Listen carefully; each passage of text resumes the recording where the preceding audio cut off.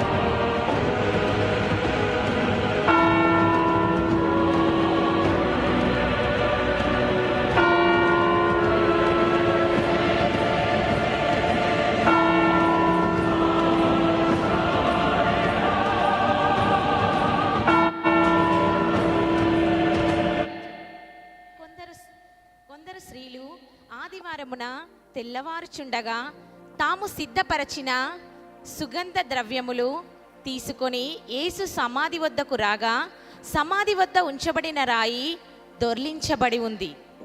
వారు లోపలికి వెళ్ళి చాలా ఆత్రంగా వెళ్ళినారు, కానీ ప్రభువైన యేసు దేహం వారికి కనిపించనందున ఆశ్చర్యపోయారు.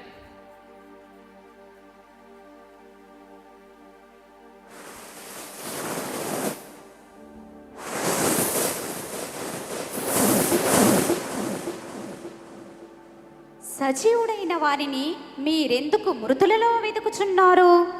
ఆయన ఇక్కడ లేడు, లేచి ఉన్నాడు. ఆయన గలీలయలో చెప్పినట్లు మనుష్య కుమారుడు సిలువ వేయబడి 3వ దినమున లేచునని ఆయన చెప్పిన మాట జ్ఞాపకం చేసుకొనుడి.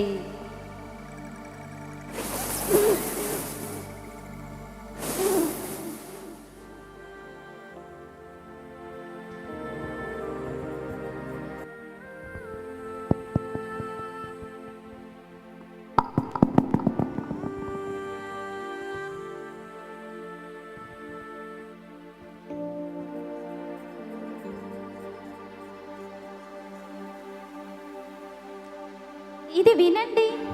రాయి దొర్లించబడడం మేము చూసాము. మేము లోపలికి వెళితే ప్రభు శరీరం అక్కడ కనిపించలేదు. ఏంటి, కనిపించలేదా? మాకిద్దరు మనుషులు కనిపించారు, సూర్యుని వలె ప్రకాశిస్తున్న దేవదూతలు. సజీవుడైన వాడిని మీరెందుకు మృతులలో వెతుకుచున్నారు అని మాతో చెప్పారు. ఇది నిజం. ఇది నిజమా?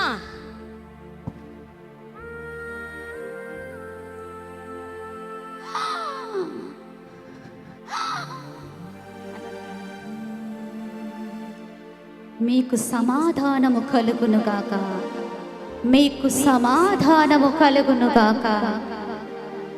నేనే. మీరెందుకు కలవరపడుచున్నారు? మీ హృదయములలో సందేహము పుట్టనేలా. నేనే ఆయనననుటకు నా చేతులను నా పాదములను చూడుడి, నన్ను పట్టి చూడుడి. మోసే ధర్మశాస్త్రములోను ప్రవక్తల ప్రవచనములలోను నా గురించి చెప్పబడినవన్నీ నేడు నెరవేరినవి. వ్రాయబడిన రీతిగా మెస్సయ్య హింసించబడి చనిపోయి తిరిగి 3వ దినమున లేవాలి. ఇది జరిగినది. దీనికి మీరే సాక్షులు. యెరూషలేము మొదలుకొని సమస్త జనులకు మారు మనస్సు పాపక్షమాపణ ప్రకటించబడాలి. పరిశుద్ధాత్మ మీ మీదికి వచ్చు వరకు మీరు యెరూషలేములో వేచి ఉండుడి. దేవుడు మిమ్మల్ని దీవించి ఆశీర్వదించి కాపాడునుగాక. మీరు సర్వలోకమునకు వెళ్ళి సర్వ సృష్టికి సువార్త ప్రకటించుడి. పరలోకమందును భూమి మీద